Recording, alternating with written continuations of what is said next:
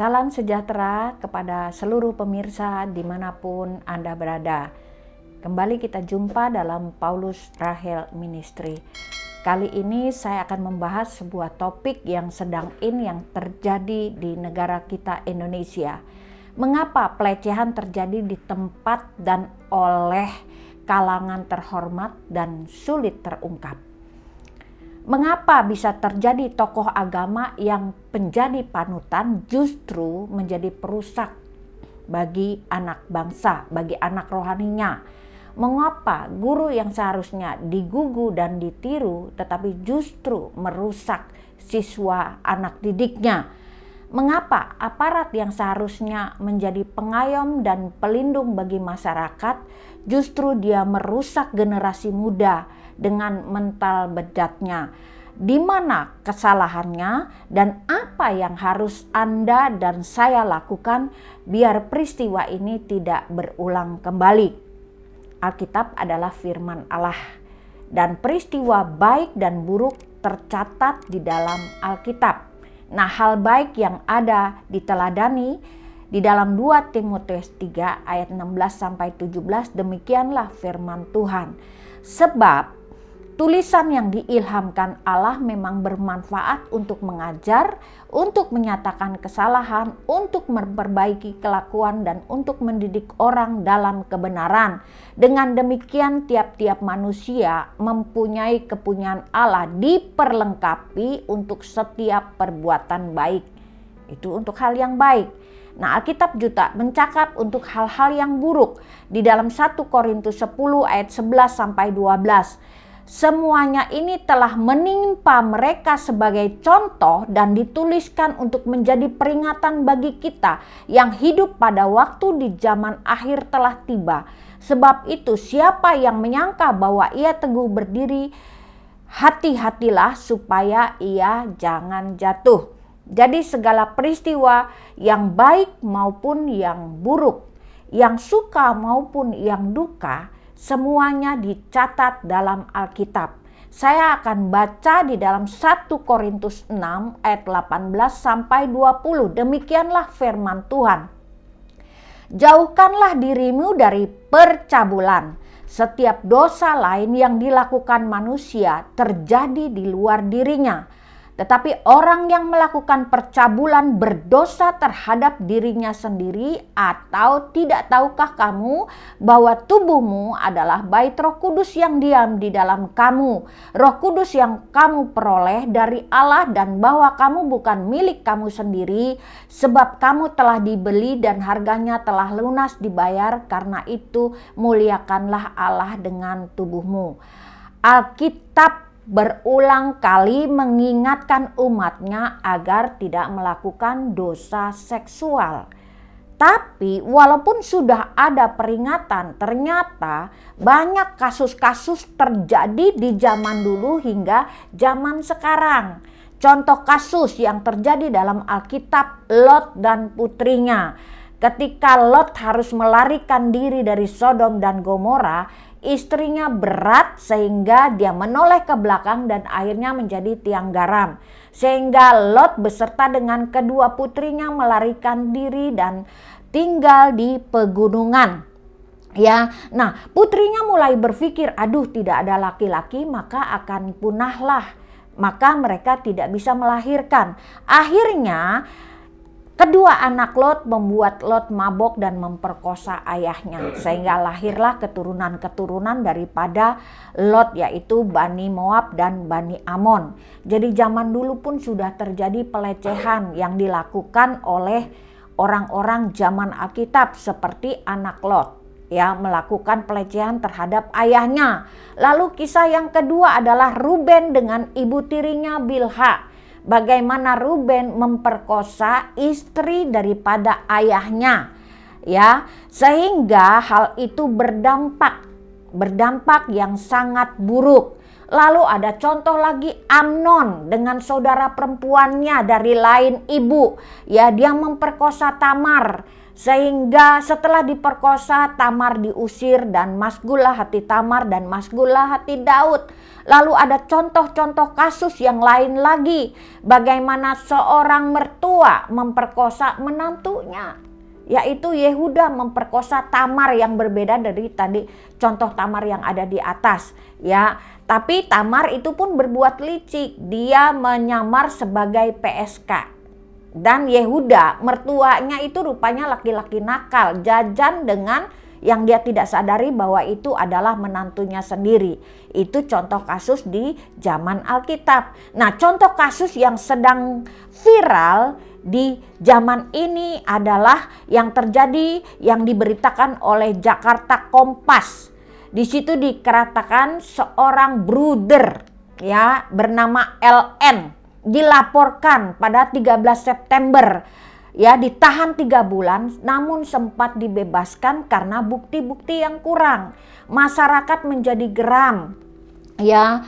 Akhirnya apa yang dilakukan, dicarilah korban yang lain dan ternyata buktinya lengkap. Akhirnya singkat cerita, ya, bruder LN ini akhirnya didenda 100 juta dan 14 tahun kurungan. Ternyata apa yang dilakukan bruder ini, ya, bruder ini melakukan pelecehan seksual kepada anak-anak asuhannya, dan bruder ini bertindak kejam, ya, kejam luar biasa, ya, sehingga anak didiknya takut, ya. Di dalam biarawan tersebut anak didiknya sampai tempat tidur besi, ranjang besi diikatkan, dijaga agar pintu tidak bisa dibuka dari luar. Ternyata terlalu licin bruder ini, dia tetap bisa masuk dan memperkosa daripada anak binaannya.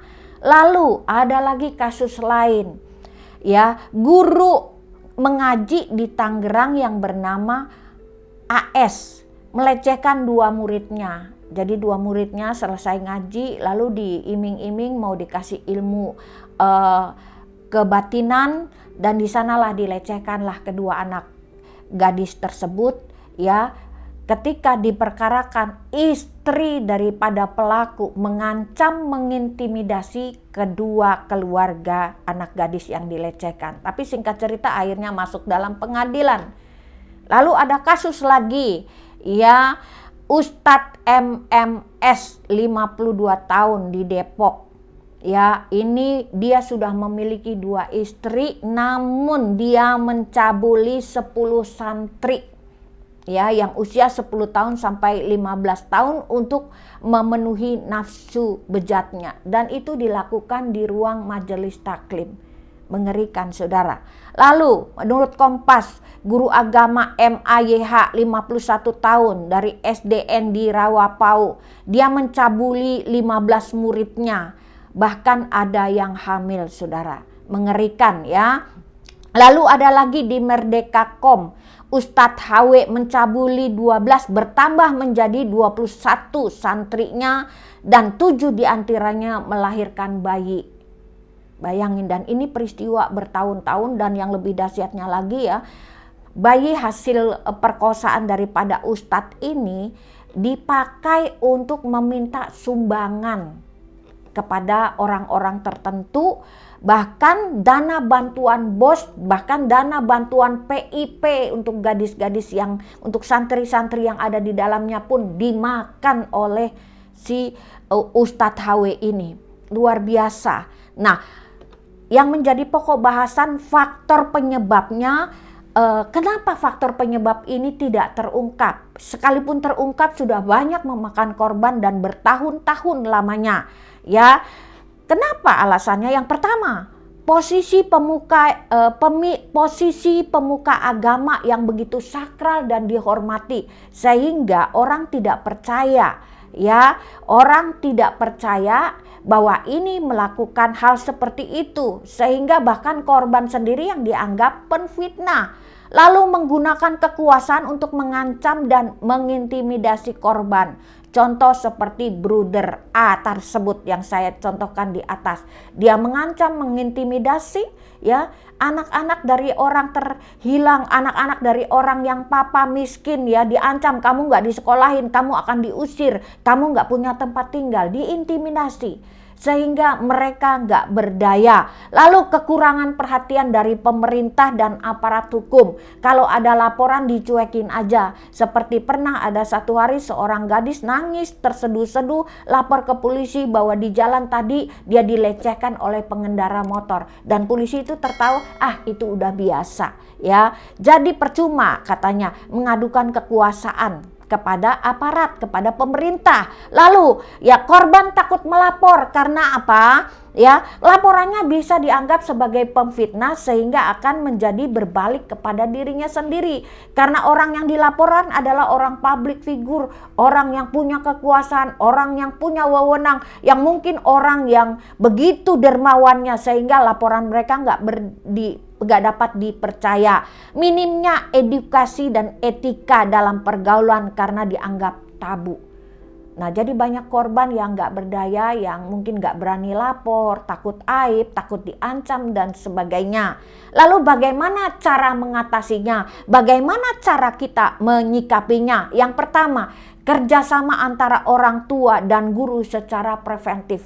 Ya, jadi kalau anak saudara ditaruh di tempat ya di sekolah kan di madrasah dan sebagainya atau di sekolah sekuler, engkau harus tetap terjalin antara orang tua dan guru.